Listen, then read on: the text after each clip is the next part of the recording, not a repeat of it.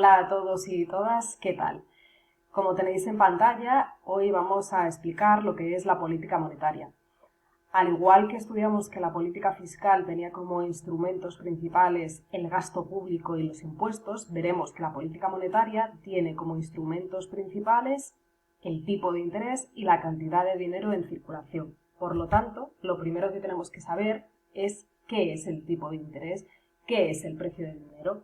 Bueno, pues vamos a diferenciar entre el precio del dinero y el precio oficial del dinero.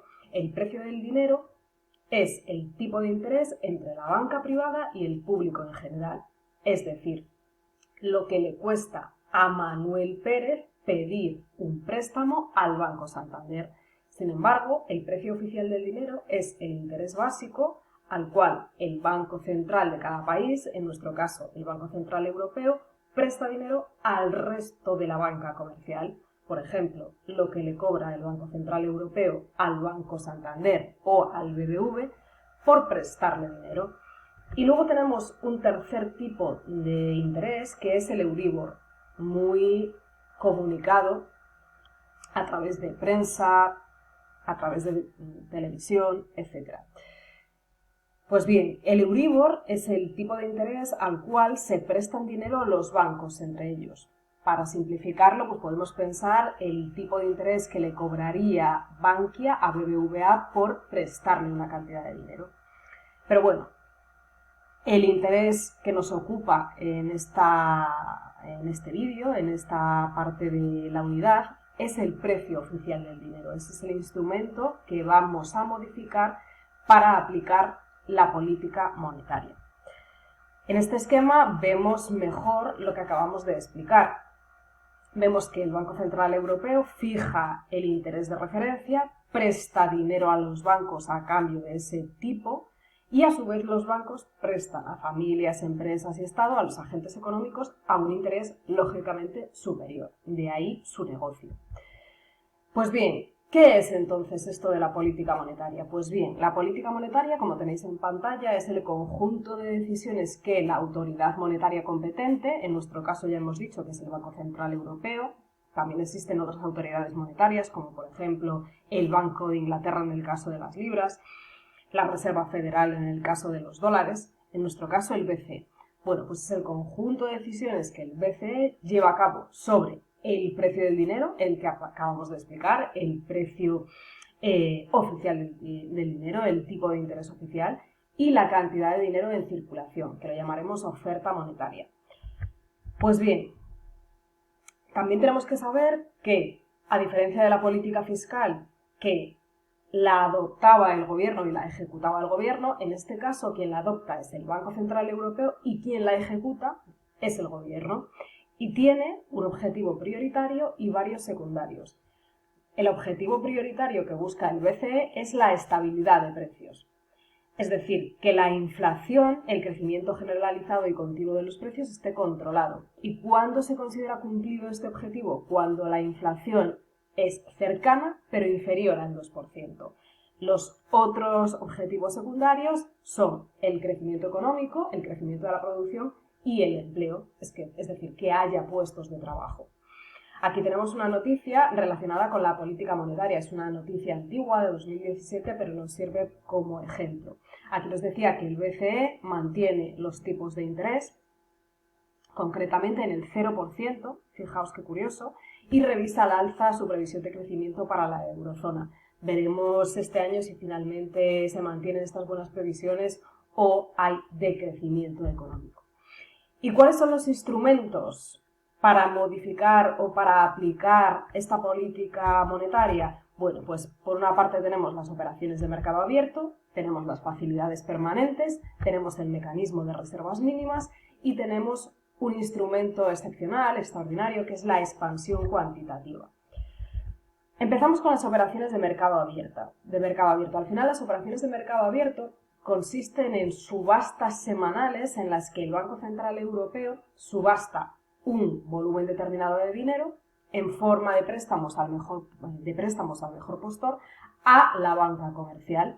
La banca comercial se compromete a devolver ese dinero en un plazo corto de tiempo pero tiene que depositar como garantía títulos de deuda pública. En la siguiente diapositiva lo vais a entender muchísimo mejor. Bien, tenemos dos maneras de influir en la política monetaria a través de las OMAs. Por una parte, si el BCE quiere inyectar liquidez, es decir, poner más dinero a funcionar, lo que va a hacer es subastar más préstamos y el tipo de interés que fija en estos préstamos se convierte en el interés de referencia, es decir, en el oficial que veíamos en la primera diapositiva. Lógicamente, si yo quiero incentivar a los bancos a que adquieran préstamos en esas subastas, lo que voy a hacer es mantener los tipos de interés oficiales, el tipo de interés oficial bajo. Y si lo que yo quiero es drenar liquidez, es decir, retirar dinero de circulación, lo que voy a hacer es vender títulos de deuda pública y el dinero que obtengo lo retiro de circulación. Pues bien, vamos a explicarlo con unos gráficos, con unas imágenes para que se entienda mejor. Aquí tenemos a un empleado del Banco Central Europeo que, le da un botón y crea una cifra digital de 1 millón de euros. Los bancos comerciales, que son los que tenéis en la parte derecha, piensan, este dinero nos vendría bien para a su vez prestarlo a nuestros clientes. Claro, el problema es que si hay muchos bancos que quieran acceder a ese 1 millón de euros, ¿cómo lo vamos a repartir? Bueno, pues lo vamos a repartir, como hemos dicho anteriormente, a través de una subasta. El empleado que ya conocemos del BCE convoca la subasta a los bancos y les dice, oigan, hoy se prestan 1 millón de euros a devolver en una semana. Además, como quiero incentivaros a que adquiráis esos préstamos, el interés del que vamos a partir es del 0%, es decir, si adquirís 1 millón, solo me tenéis que devolver en una semana 1 millón. Bueno, otro requisito que vais a tener que cumplir es que para asegurarme de que yo voy a recibir ese dinero, de que me vais a devolver ese dinero, me tenéis que dar a cambio títulos de deuda pública del Estado. Ya sabíamos lo que era la deuda pública del Estado, letras del Tesoro, bonos, obligaciones. Bueno, esos títulos de deuda pública que ustedes me den, los voy a guardar y en caso de que no me devuelvan el dinero, me quedaré con el título y cobraré el dinero cuando el Estado pague esos títulos de deuda pública. Claro, quizás los títulos de deuda pública tengan un valor, por ejemplo, de 1.000 euros. Si usted como banco consigue, por ejemplo, 10.000 euros en la subasta, me tendrá que dar 10 títulos como garantía, lógicamente. Pues bien, con todos estos requisitos, los bancos deciden si les interesa o no el trato. Vamos a imaginar que de todos los que teníamos, el banco azul pide en la subasta y consigue 500.000 euros, el banco rojo 250.000 y el verde otros 250.000. Al resto de bancos que veíamos no les interesa el trato. Por lo tanto, los bancos que sí que están interesados entregan los títulos de deuda pública y reciben el dinero en sus cuentas. ¿Qué es lo que van a poder hacer ahora con ese dinero? Prestarlo a su vez a sus clientes para conseguir mantener y aumentar su negocio. Bien, el siguiente instrumento es el mecanismo de reservas mínimas. Esto tenemos que saber que del dinero que nosotros depositamos en la banca, el Banco Central Europeo solo les obliga a mantener como reservas una cantidad determinada, por si nosotros quisiéramos retirarla. ¿Toda la cantidad que depositamos? No, solo una cantidad determinada que denominamos coeficiente legal de reservas o coeficiente legal de caja. Actualmente, este coeficiente en la eurozona es del 1%. Es decir, que los bancos del depósito que nosotros realicemos solo conservan en reservas un 1% y el otro 99% lo utilizan para prestar a otros clientes y conseguir aumentar su beneficio.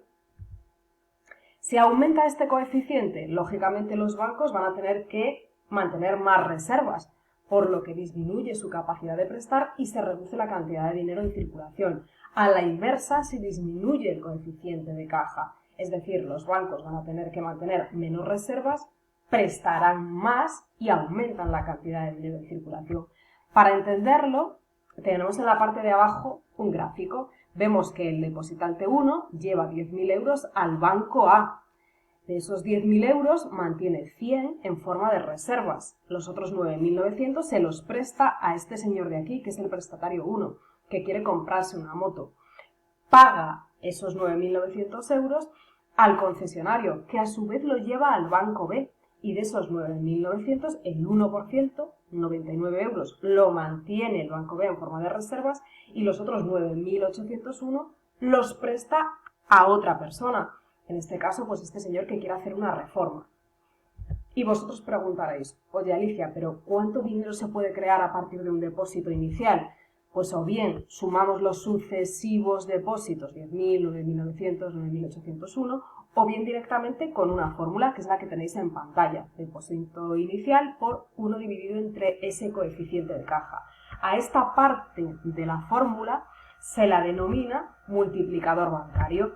En el ejemplo anterior multiplicamos los 10.000 de depósito inicial por 1 dividido entre 0,01, es decir, el 1%, y esto nos da que se crea una cantidad total de 1.000.000 de euros. El siguiente instrumento, las facilidades permanentes, se relacionan con el instrumento anterior. En ocasiones a los bancos les va a faltar dinero para llegar a esas reservas mínimas porque han prestado demasiado, o al contrario, han prestado poco y les sobra dinero. Por eso, lo que hace el Banco Central Europeo es permitir que esos bancos ajusten el dinero, ajusten ese coeficiente mediante operaciones rápidas, operaciones a un día, que pueden ser o bien de concesión de créditos, si necesitan dinero para llegar a ese coeficiente, o de absorción de depósitos si tienen exceso. Tenemos que saber también que estas facilidades permanentes son el único instrumento monetario que no precisa autorización del BCE, es decir, que lo puede llevar a cabo, en nuestro caso el Banco de España, de manera unilateral. Lo que hemos dicho, dos tipos de facilidades, la marginal de crédito, que va a permitir a los bancos obtener dinero rápido a un día, eso sí, a cambio de un tipo de interés predeterminado, y la facilidad de depósito, que va a permitir a los bancos que no hayan prestado efectuar depósitos, eso sí, a cambio de recibir un tipo de interés por parte del Banco Central Europeo o, bueno, por parte del Banco de España. Vamos a tratar de explicarlo también con imágenes. Tenemos aquí que, finalizando el día, el Banco Rojo resulta que le faltan 1.000.000 de euros para cumplir ese mínimo de reservas legales. Entonces, el empleado del Banco de España lo llama por teléfono para darle el aviso. El Banco Rojo, lógicamente, le da las gracias e intenta que algún otro banco le preste el dinero y, por ejemplo, llama al Banco Azul y le dice, oiga, ¿me puede prestar 1.000.000 de euros y se los devuelvo mañana con 1.000 euros extra de intereses? Bueno, pues sí, parece una buena opción, parece un buen negocio, por lo tanto le dice que sí el Banco Azul. Aquí vemos que se genera un mercado interbancario en el que un banco se presta dinero al otro.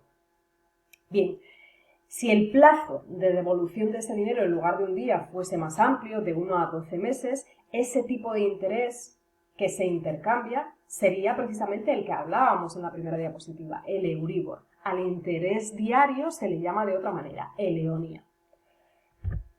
Bien, ¿qué ocurre si ningún banco le presta dinero al Banco Rojo? No quiere el Banco Azul prestarle dinero ni al naranja, ni el verde, ni ninguno de ellos. Pues el Banco Rojo llama de nuevo al Banco de España y le dice, oiga, que nadie me quiere prestar dinero. Bien, pues el empleado del Banco de España le dice, entonces yo le prestaré el 1.000.000 de euros para que cumpla. A cambio, como pasaba en las OMAs, me tiene que entregar títulos de deuda pública y un dinero extra en concepto de intereses. Estos serían las facilidades permanentes. Y por último teníamos la expansión cuantitativa. La expansión cuantitativa son planes de estímulo para inyectar liquidez en la economía, aumentando la cantidad de dinero en circulación de manera excepcional. Puede consistir en varias cosas, en la compra masiva de títulos de deuda pública al Estado. Esto actualmente está prohibido en la eurozona, comprar directamente al Estado títulos de deuda pública por parte del Banco Central Europeo, se le llamaría monetización de la deuda. También se pueden prestar grandes cantidades de dinero a los bancos comerciales con condiciones favorables, plazos de devolución flexibles y más largos, o se puede crear una línea de avales con garantías públicas, es decir, que la banca me conceda dinero y que me haga de aval el Estado.